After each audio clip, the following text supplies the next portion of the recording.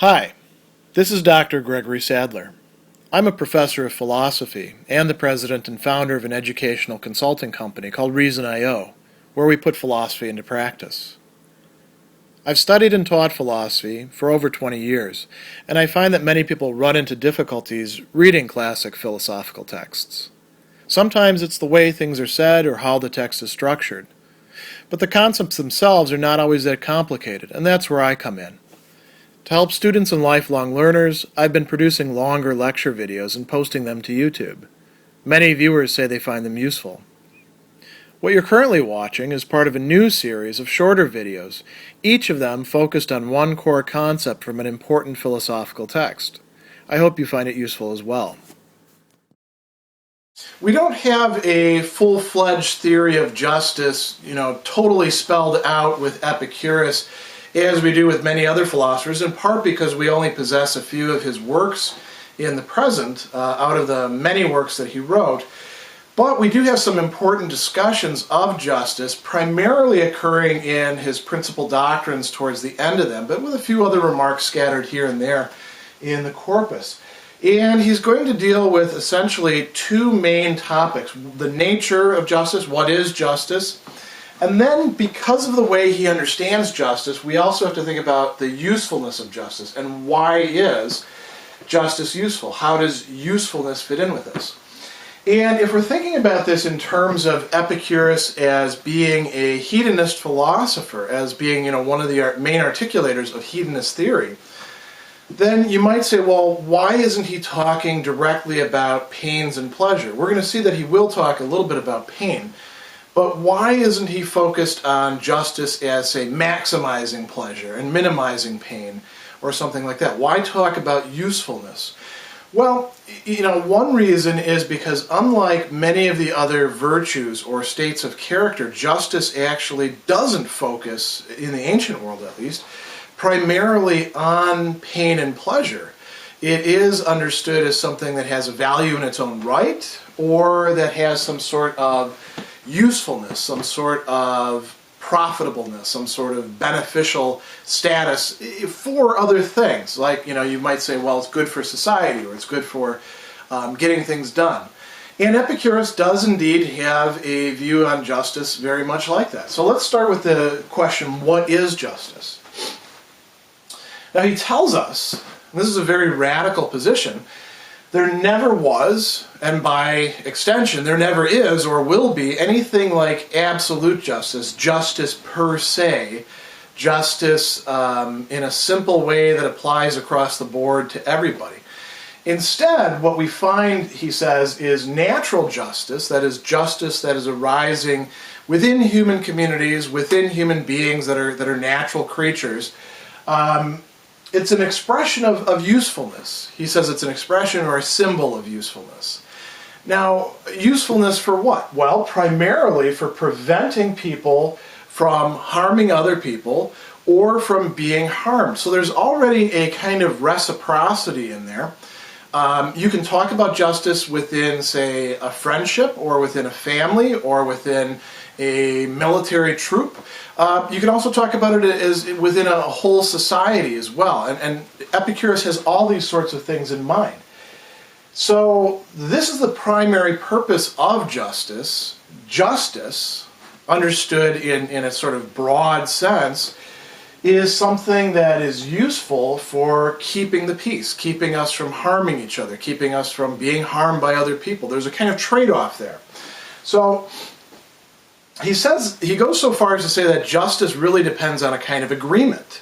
So many people have seen in Epicurus an early formulation of what's called social contract theory, where either in an explicit way or in some sort of implicit way, people get together within a society and they say, look, how can we actually live together? How can we keep ourselves from being harmed from each other, given that we have tendencies to do things that we know aren't right, to steal, to lie, to cheat, to injure.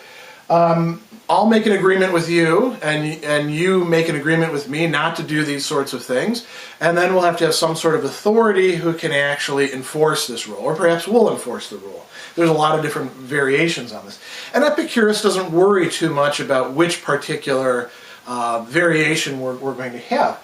But he does say it stems from a mutual agreement with fellow human beings in society not to harm each other, not to do things that are going to create problems for each other.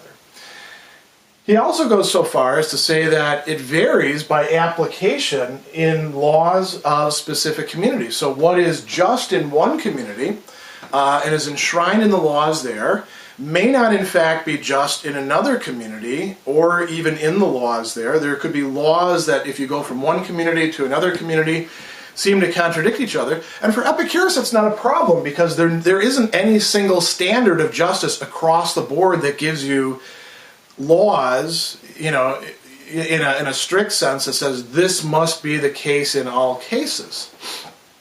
You will find some regularities.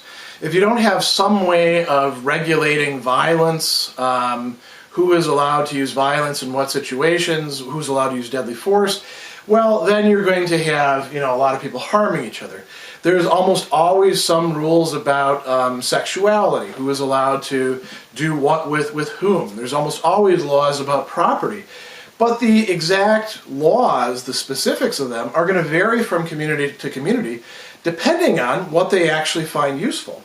And what may be useful in one time, in one culture, in one set of circumstances, may not actually be useful later on. So Epicurus is quite all right with the notion of revising laws. It's not as if once you make a contract with everybody, if there is indeed a contract, he just says agreement, that you're stuck with it once, once and for all time. You can't change it at all.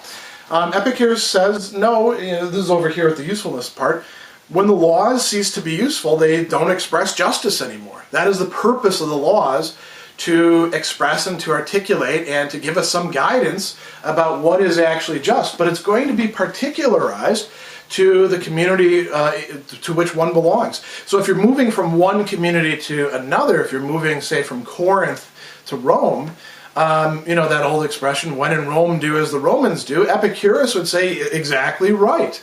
If the Romans have some laws, and there are good laws on the books about something that the Corinthians, the Romans forbid something that the Corinthians allow, well, if you're in Rome, then to be just means to follow those rules. Not because simply law is good in and of itself, but because law enshrines this mutual agreement that keeps us from harming each other. So that leads to this question of usefulness. Why is justice useful? Why is it something that is beneficial to us? And there's three main things that Epicurus talks about. I'm actually going to start with this bottom one here since we began with thinking about society. So, there's four, I'm sorry. He says, when the laws are no longer useful, the laws are no longer just. They no longer express justice.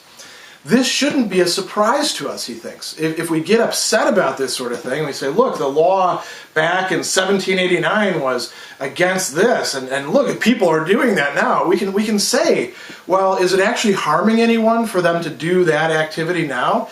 Maybe the people back then were, somehow harmed by it, but we're not anymore, so we can take that law off the books. Now, why is justice useful in a personal sense? Here we start getting to questions of pleasure and pain and the freedom from pain that constitutes a certain kind of pleasure. So Epicurus says justice provides pleasure and it prevents pain. It really doesn't provide much pleasure in and of itself. You might think of it as sort of facilitating the conditions under which pleasure can occur. But it certainly does prevent pain. Now, it prevents pain in multiple ways, right? In one way, it keeps other people from harming us, so we can live securely with other people, and it keeps us from doing that too, if we abide by the rules. So that's important. If we want to enjoy a good life, we need some sort of norms governing them that we can live according to, that aren't, too oppressive or too onerous, but which we can say, yeah, that makes sense. We should go along with that. I know that my feelings might make me go this way, but the law says this, so I'm going to follow the law. We count on other people doing the same thing. So justice keeps us from being harmed, right? Epicurus also says, and this might be a bit more debatable, example, if we think about, say, sociopaths, right?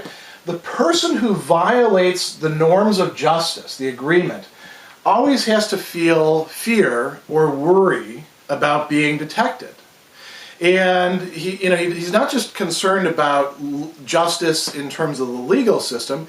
He's also, like in the Vatican sayings, he says, look, don't do anything that you would be ashamed of your neighbors finding out if, it came to light. That's also the same sort of thing.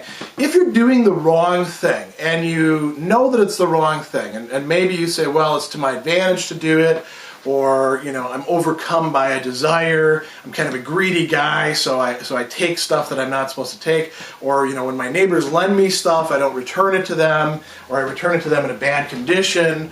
Well, if you do that, Epicurus thinks that you're going to have a bad conscience. And that by itself, from a hedonist perspective, is a bad thing, because having a bad or guilty conscience means you're worried about people finding out. And you're also worried, if it's like legal justice, about punishment, or I suppose if it's personal interactions, about some sort of reprisal or shunning or something like that. So there's two sides to this. There's the don't commit injustice, because then you're going to be on the outs with everybody else, and that will be painful for you. And do also commit justice, do follow the norms of justice, precisely because you're hoping other people will do that. And when we all do that, we have a relatively pain-free existence. So that's where the usefulness of justice really lies for Epicurus. And that's what grounds the whole conception of justice. So when he's saying a person cannot live pleasantly without living prudently, well, and justly, this is what he means by living justly. And this is why he's saying that.